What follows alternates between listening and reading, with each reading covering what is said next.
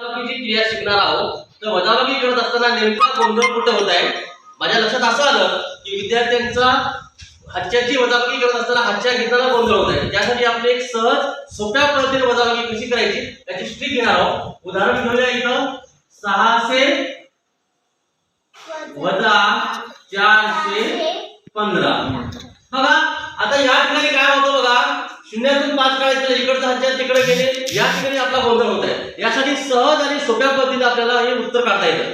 बघा काय करायचं आहे, 600 मधून 1 वजा करायचा आहे. किती होते?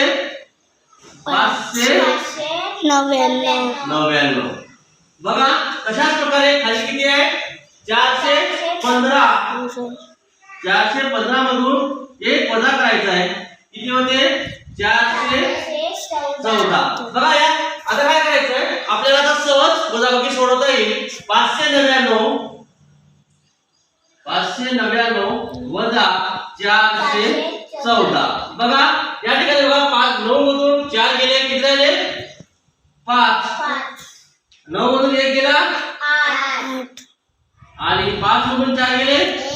उत्तर आले 185. डायरेक्ट लिहून टाकायचे 185. ही क्रिया फक्त आपल्याला वजाबाकीची एकक स्थानी आणि दशक स्थानी शून्य असताना वापरायची आहे. हिस्ट्री